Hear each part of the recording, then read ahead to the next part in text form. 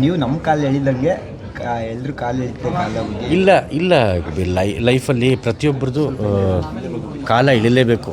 ಅದು ಕಟ್ಟಿಟ್ಟ ಬುತ್ತಿ. ನೀನೇನು ತಿಪ್ಪರ್ಲಾಗ ಹೊಡೆದ್ರು ಕಾಲ ಎಳೆಯಲ್ಲ, ನಿನ್ನ ಕಾಲು ಎಳೆದಲ್ಲಿ ಬಿಡೋದಿಲ್ಲ ಅನ್ನೋದು ಯಾವುದೇ ಕಾರಣಕ್ಕೂ ಸುಳ್ಳು ಅನ್ನೋ ಮಾತಲ್ಲವೆಲ್ಲ. It is fact. ಇದು ನಿನಗೂ ಗೊತ್ತದು. ಪ್ರತಿಯೊಬ್ಬರಿಗೂ ಗೊತ್ತಿರೋಂಥ ವಿಚಾರನೇ. ಮನುಷ್ಯ ಅಂತ ಹುಟ್ಟಿದ ಮೇಲೆ ಅವ್ನ ಕಾಲು ಎಳೆಯುತ್ತೆ ಕಾಲ, ಅದಂತೂ ಕನ್ಫರ್ಮ್.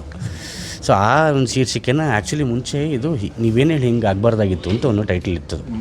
ಈಗ ಅದು ಎಲ್ಲರ ಕಾಲ ಎಳೆಯುತ್ತೆ ಕಾಲ ಆಗಿದೆ. ಹಾಗಾಗಿ 24ನೇ ತಾರೀಕು ನಿಮ್ಮ ಮುಂದೆ ರಾಜ್ಯಾದ್ಯಂತ ಬಿಡುಗಡೆ ಆಗ್ತಾ ಇದೆ. ಇದರಲ್ಲಿ ಟ್ರೈಲರಲ್ಲಿ ಹಳ್ಳಿ ಸೊಗಡನ್ನು ತಗೊಂಡ್ಬಂದಿದ್ದೀರ, ಅಂದರೆ ಲೋಕಲ್ ಭಾಷೆಗಳು, ಅದರಲ್ಲೂ ನಮ್ಮ ಅರ್ಚನಾ ಮೇಡಮ್ ಡೈಲಾಗ್ಸ್ಗಳೆಲ್ಲ ತುಂಬ ಸಖತ್ತಾಗಿ ಇದು ಮಾಡಿದ್ದೀರಾ. ಇದೆಲ್ಲ ಯಾವ ಥರ ಕಾನ್ಸೆಪ್ಟ್ಸ್? ಇದು ಟೋಟಲಿ ಹಳ್ಳಿನಲ್ಲಿ, ಅಂದರೆ 99% ಹಳ್ಳಿನಲ್ಲಿ ಶೂಟ್ ಮಾಡಿರೋಂಥ ಒಂದು ಸಿನಿಮಾ ಇದು. ಕನಕಪುರದಲ್ಲಿ ಕೆಲಾಳ ಸಂದ್ರ ಅಂತ ಒಂದು ಜಾಗ ಇದೆ, ಅಲ್ಲಿ ಹೋಗಿ ಶೂಟ್ ಮಾಡ್ಕೊಂಬಂದಂತಹ ಸಿನಿಮಾ ಇದು. ಟಿಪಿಕಲ್ ಹಳ್ಳಿನೇ, ಅಂದರೆ ಬರೀ ಹೆಂಚಿನ ಮನೆ ಇರೋಂತಹ ಊರು. ಆ ಊರಲ್ಲಿ ಹೋಗಿ ಶೂಟ್ ಮಾಡ್ಕೊಂಬಂದಿರುತ್ತೆ. ರೆಟ್ರೋ ಬ್ಯಾಕ್ಗ್ರೌಂಡಲ್ಲಿ 90ನೇ ಇಸ್ವಿನಲ್ಲಿ ನಡೆಯುವಂಥ ಕಥೆ ಇದು.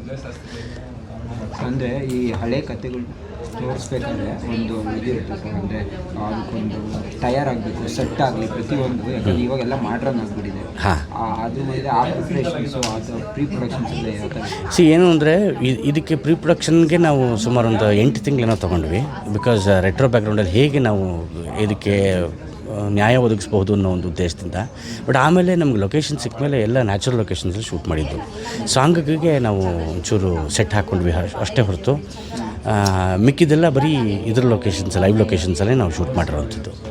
ಕ್ಯಾಸ್ಟಿಂಗ್ ಹೆಂಗೆ ಸರ್ ಇದು? ಚಂದನ್ ಮತ್ತು ಅರ್ಚನಾನೇ ಯಾಕೆ ಅಂತ?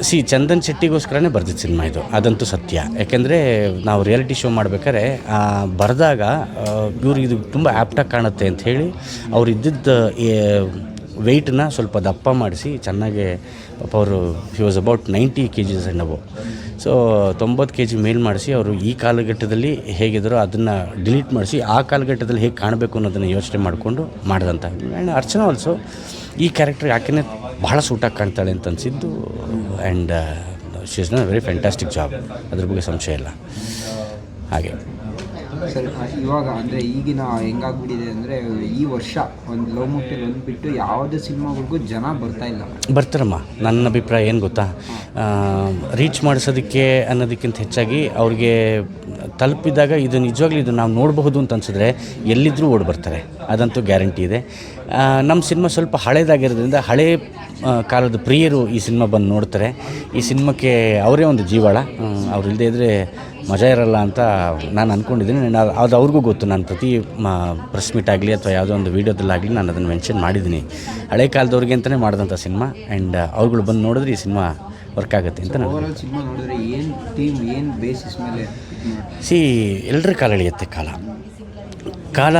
ಈಗ ಮುಂಚೆ ನಾವು 90ನೇ ಇಸ್ವಿನಲ್ಲಿ ಅಥವಾ ಸುಮ್ಮನೆ ಒಂದು 2000 ಇಸ್ವಿ ಅಂತಲೇ ಅಂದ್ಕೋಣ. 2000 ಇಸ್ವಿನಲ್ಲೇ ನಾವು ಟೈಮಿಗೆ ರೆಸ್ಪೆಕ್ಟ್ ಮಾಡ್ತಾಯಿದ್ವಿ. ಈಗ ಟೈಮಿಗೆ ನಾವು ದೇವರು ಅಂತ ನಾವು ತಿಳ್ಕೊಬೇಕಾಗಿದೆ. ಕಾಲದಲ್ಲಿ ಸಮಯ ಅನ್ನೋದು ದೇವರು ಕೂಡ. ಸೊ ಹಾಗಾಗಿ ಈ ಸಿನಿಮಾದಲ್ಲಿ ಒಂದೇ ಒಂದು ಕ್ಷಣದಲ್ಲಿ ಅಚಾತುರ್ಯ, ಒಬ್ಬನಿಂದ ಆಗೋ ಅಚಾತುರ್ಯ ಹೇಗೆಲ್ಲ ತಿರುಗಿಸ್ಬೋದು ಅನ್ನೋದು ಒಂದು ಸಿನಿಮಾ ಆಗಿ ಕಾಣಿಸುತ್ತೆ. ಸೊ ಹಾಗಾಗಿ ಪ್ರತಿಯೊಬ್ಬ ಮನುಷ್ಯನ ಕಾಲು ಎಳೆಯುತ್ತೆ ಕಾಲ ಅನ್ನೋದನ್ನು ಹೇಳೋದಕ್ಕೆ ಅಂತ ಹೊರಟಿರುವಂಥದ್ದು. ಏಪ್ರಿಲ್ 24 ರಿಲೀಸ್ ಆಗ್ತಿದೆ. ಏನು ಹೇಳ್ತೀರಾ ಸರ್? ಏಪ್ರಿಲ್ 24 ನಮ್ಮೆಲ್ಲರ ನೆಚ್ಚಿನ ವರ್ನಟ ಡಾಕ್ಟರ್ ರಾಜ್ಕುಮಾರ್ ಅವ್ರ ಹುಟ್ಟಿದಬ್ಬ. ಅನಾಯಾಸವಾಗಿ 17ನೇ ತಾರೀಕು ಬರಬೇಕಾಗಿತ್ತು. ಕಾರಣಾಂತರ ಎಷ್ಟೋ ಕಡೆ ನಾವು ಪಬ್ಲಿಸಿಟಿನ ಶುರು ಮಾಡಿಬಿಟ್ಟಿದ್ವಿ 17ನೇ ತಾರೀಕು ಅಂತ.